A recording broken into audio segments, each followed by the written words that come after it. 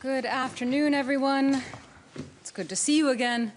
We're here, of course, with the Prime Minister of Latvia this afternoon. So we'll start with a statement by the Secretary General, followed by a statement from the Prime Minister, and then we'll have time for your questions. Prime Minister Kulbergs, dear Andris, again, congratulations on your appointment. It's a great pleasure to welcome you to NATO headquarters. And let me say this. Latvia is a highly valued ally. And every day since Latvia joined NATO, which is now 22 years ago, the alliance has protected, of course, your sovereignty and security. As we saw just last week, French jets deployed for NATO Baltic air policing intercepted and destroyed a drone that entered Latvia's airspace. And such drone incidents on NATO's eastern flank show Russia's dangerous and reckless actions. But it also shows once again NATO's determination and ability to deter and to defend. No ally stands alone in NATO. Latvia hosts NATO Forward Land Forces, a brigade led by Canada with troop contributions from 12 other allies. That is NATO solidarity in action. Latvia leads by example on defense investment, with core defense spending due to reach almost 5% of GDP this year. And you are also strengthening your defense industrial base, with focus on drone technology and counter-drone systems. You have become a true hub for innovation in this critical area. Latvia is a staunch supporter of Ukraine. It continues to provide essential support, including through its co-leadership of the International Drone Capability Coalition. That has already delivered contracts for 30,000 drones, many produced in Latvia. And just last week, you signed a defense cooperation agreement with President Zelensky to share expertise. Prime Minister, today we discussed the priorities for the NATO summit in Ankara that is only 3 weeks away. And the summit will be about delivery. Delivering increased defense investments, more defense production, and of course our strong support for Ukraine. Latvia is already showing how it's done. I expect other allies to demonstrate how they are turning extra spending into combat-ready capabilities and how they are scaling up their defense industries. I count on allies to go further and faster because we face a more dangerous world. Latvia's resolve is an example to us all. And we are all safer and stronger when we stand together in NATO. Prime Minister Kulbergs, dear Andris, the floor is yours. Thank you. Well, thank you all. Dear Secretary General Mark, in the 5 minutes we met, I learned that I have a lot to learn from Mark because he's been Prime Minister for 14 years. And today I'm Prime Minister for 14 working days. So, and yes, and we learned that we actually have much more in common from Dutch perspective, from Riga, from Latvia, and our common past that we shared good insights. Yeah. And thank you for hosting me first time here in NATO headquarters in Brussels. And today is a very symbolic day. Today, 17th of June, in 1940, Russian boots stepped into Riga, exactly today. And that's a symbolic that we meet here in NATO, because security and alliance, NATO alliance, is more than ever needed and necessary presence to be in not only Latvia, not only in Baltics, but in all eastern flank. So Latvia has a new government, and I'm the new Prime Minister. But nothing changes. Even more stronger, we're supporting defense. That's proven by the 5% in the budget, and that is already done in the Parliament. As well, nothing has changed. Even more, we do support for Ukraine, because we think that is the partner, that is the nation who's keeping us safe in Europe, and we know what that means, and that's why we have very close relationship and we support them in any means possible We are number 5 country in the world supporting Ukraine from a GDP perspective. Yes, we're not that big, but we have a strong heart for that. We also support Ukraine for the next heating season and the electric season with all the equipment what we have, and we can give them in time. And we have a cooperation with Ukraine, and this is not on paper. This is a real cooperation we signed last week, which brings us much closer in terms of bringing safe skies in Baltics. Not only Latvia, Lithuania has done the deal. We just did it. And I just heard yesterday Estonia might do it very soon as well. This has to be incorporated also into our NATO system, that we keep our skies safe, because I think there's no one else in the world who knows better how to keep us away from drones than Ukraine, who does them in a military way every day in a war. Security remains number 1 issue and number 1 matter of this government. And our main task is to make NATO stronger and more secure. For this, we need to invest more in collective defense and deterrence capabilities. And Latvia is doing its part. As I mentioned before, 5% is that what we do from our perspective, and we are committed to that in the future as well.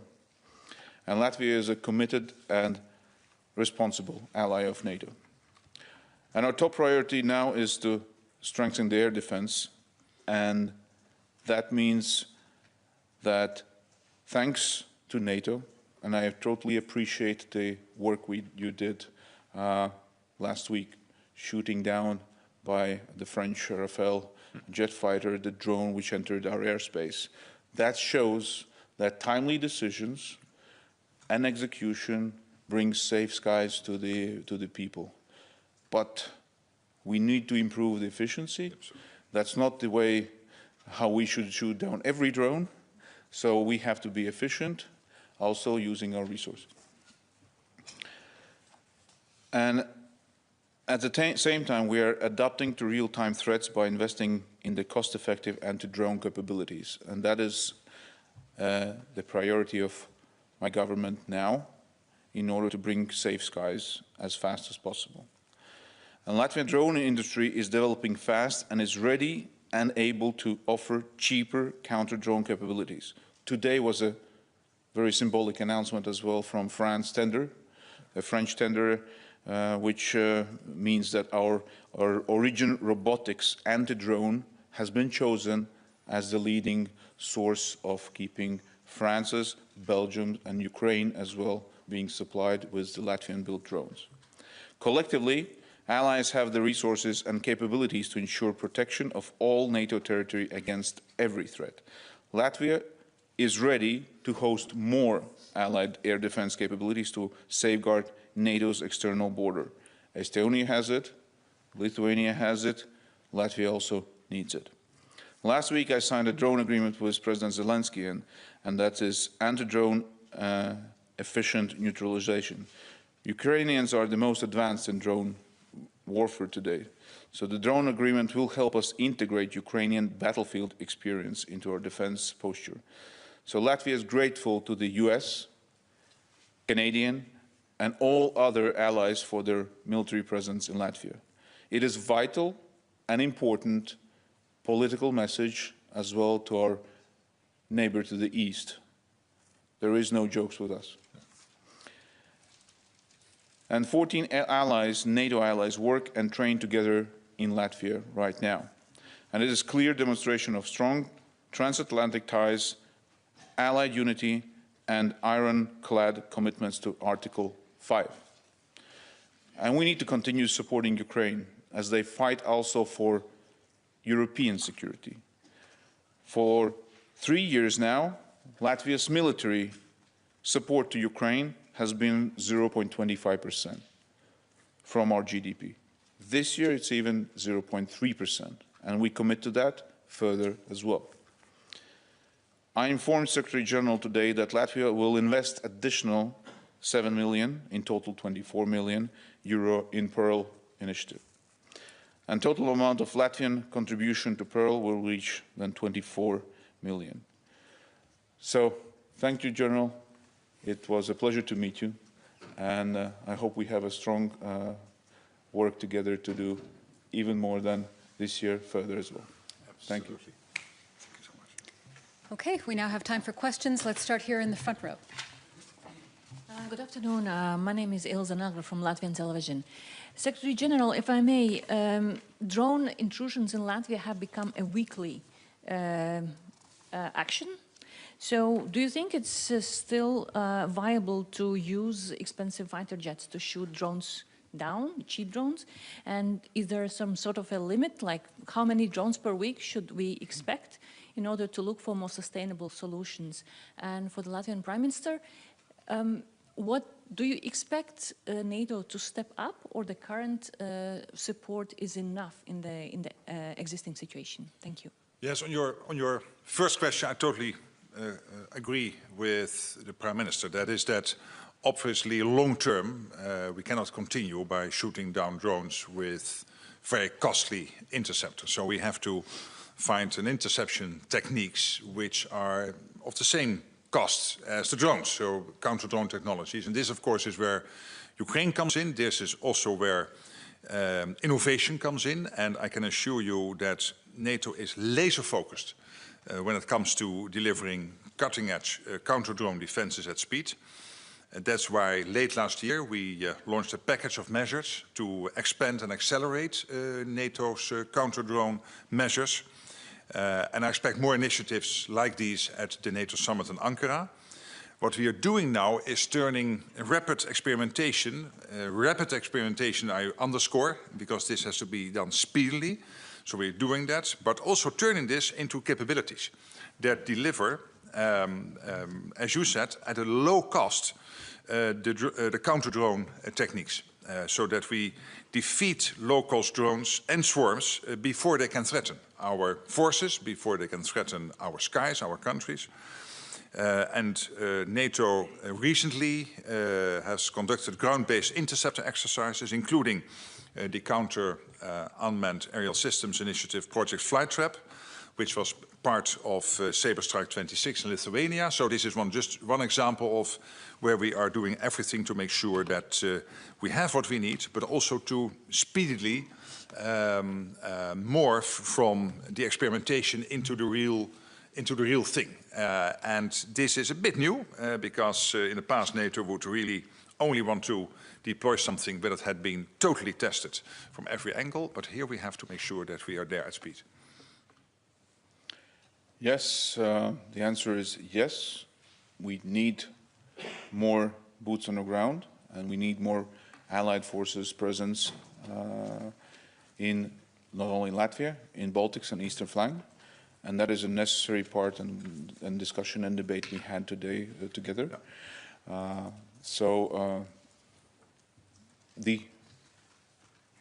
The best way to protect us is to prepare for the worst, which means to have the best defense possible, and that will always be the part of deterrence, much better than doing less. Okay, next question, second row here. Thank you so much for this opportunity. My name is Galina Stepovets. I am Ukrainian journalist. Thank you so much for your support of Ukraine, first of all. And my question will be about, do you expect President Zelensky to visit NATO on the coming day?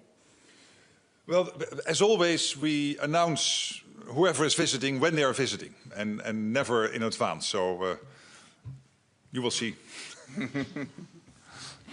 Okay, next question. Let's head over here on the second row.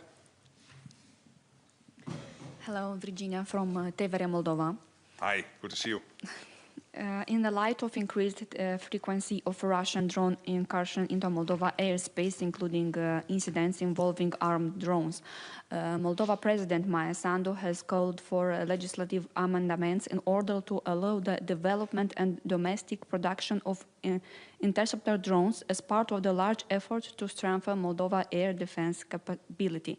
How could NATO and allied countries support Moldova in building up its counter-drone capacity and improving its ability to protect its airspace overall by technology transfer, training, financial and industrial cooperation? There is really a strong cooperation between NATO and Moldova. For example, when it comes to cyber and counter-cyber techniques and initiatives. The President, Maya Sandu, myself, we are in regular contact, but also more broadly. We are really working together, not only as NATO and Moldova, but also Moldova with Ukraine, Moldova with individual allies. Obviously, we don't want to make our adversaries too much informed on what we exactly are doing, but I can assure you that there is a strong cooperation with the EU, of course, when you look at Moldova, but also when it comes to NATO on all these issues. All right, third row in the very center. Thank you, Olivier Beau from AFP. Secretary General, you mentioned the technology and the innovation needed for NATO to be able to counter drones not using jet fighters, but you didn't give any timeline. How long will it take for NATO to be able to replace these costly fighters? And if I may, another question, how do you see your role 1 year after The Hague? I mean, is it still to make Donald Trump happy, or is it more now to try to help the European allies to build this European pillar everybody wants to build now? Thank you. Yeah, well, The Hague was not there to make anyone happy. What I think what happened in The Hague, committing to the 5%, what I said is that, of course, this had to be done because when you look at the plans for NATO has and the capabilities we need to defend ourselves, we need to spend the 5%. Core defense spending plus the defense-related spending. The good news is that it also equalizes what Europe is spending with what the United States is spending. The United States is completely committed to NATO, but they also have this expectation. Expectation is that the Europeans will spend the same as they do, which is totally fair. But the first reason to do this is to defend every inch of NATO territory, and that is deeply rooted in the capability targets. And my argument was and is that both getting to the 2% and agreeing on the 5%, President Trump's, let's put it, encouragement here, I believe has been very helpful. But again, it is deeply rooted in our plans. This is why we need to do it. On your first question, it's difficult to say there is a sort of moment when we move from the one to the other. Of course, this is an ongoing process.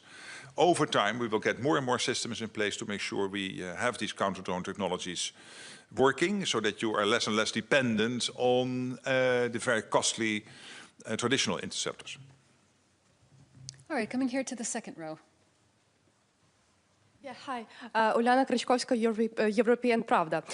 So my question is for Prime Minister of Latvia. What is your view in Ukraine's role of helping you to shooting down drones that are going to your aerospace because of Russian aggression? Oh, yes. I think there is no other country who can do it better. And utilizing the equipment available from allies, from their own sources, was the most efficient way. And we should take that knowledge. We shouldn't be experimenting something else while somebody has a solution. And exactly this is the agreement. The agreement means that we have the specialists in place in Latvia in order to assess our situation, how fit we are, what are we missing from the equipment-wise. And the goal is that until the end of the year, we have a maximum potential to do that, what Ukrainian does. Of course, that depends exactly on the equipment. Is it available? Production time? Yes, that is an aspect. But otherwise, we also need training.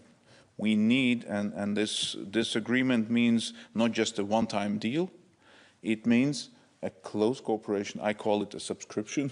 That somebody who knows it daily, and we know drones develop not already monthly, weekly. We have to have the latest, as I say, upgrade in order to defend best, because we know that the enemy learns fast as well.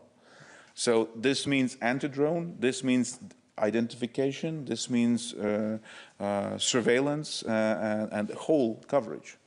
And it's important and vital that it is not just Latvia. It is important that it is Baltics. It is important that it is Poland-Baltics. It's important Baltics, Poland, Finland, because drones don't have borders. Yeah? We should be as wall against the aggression. So, and if we can reach the percentage what Ukraine does, that is the most efficient way to use resources. And we need to integrate that with the NATO. And I think that's the best alliance which we could have, technically and in knowledge. Could I just, in one addition, totally agree. And Eastern Sentry, which was launched by the Supreme Allied Commander last year, September, in reaction to some big drone incidents in Poland and Estonia, is exactly therefore to make this happen. From Finland, let's say from the Black Sea up to the high north, so from Turkey, Romania, Bulgaria up to Finland, to make sure that we work together, that we make maximum use of the existing resources we have, but also exactly to the point the Prime Minister is making, to know where the gaps are and to fill those gaps. And what Latvia is taking leadership here when it comes to applying the latest drone technologies within NATO, and that helps us as an alliance to become better at this. All right, that's all we have time for this afternoon, but thank you so much for joining us. Thank you.